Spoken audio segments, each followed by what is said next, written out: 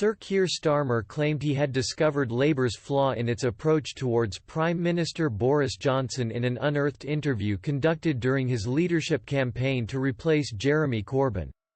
Sir Keir is now the Labour leader, having won the leadership race earlier this month with more than 50% of votes. He replaced the controversial Mr Corbyn, who many blamed for Labour's most devastating electoral defeat since 1935, back in December. Mr Corbyn announced he was stepping down after the shocking election result last year.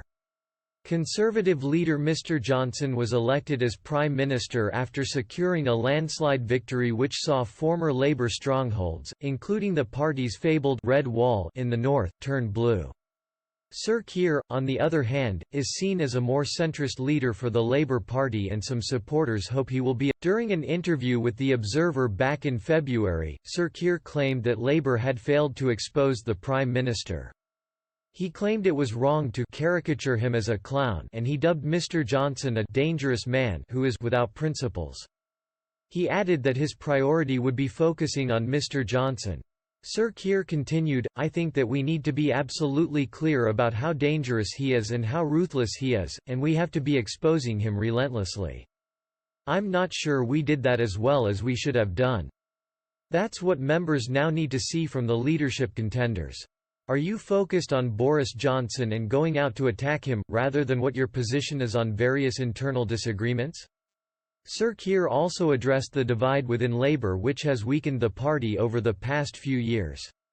He explained, "My message to our members is essentially that they've got a choice. We as a party can mope around, head in hands, arguing with each other, pointing fingers, or we could decide the next 4 years of our history is for us. We can pull together and shape what happens next."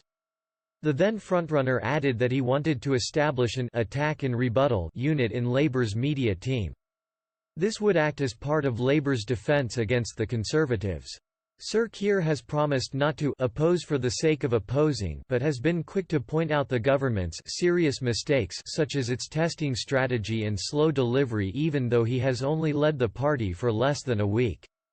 Yet, Sir Keir also refused to rule out a government of national unity due to the pandemic with the Conservatives, according to reports.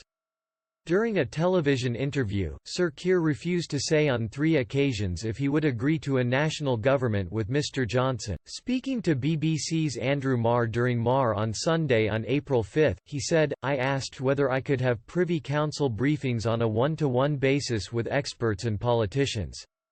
He said yes to that, so the Prime Minister and I have agreed arrangements for how we will work together in the coming weeks." When asked again, he said, "Getting the balance right is important here. We've got to be constructive.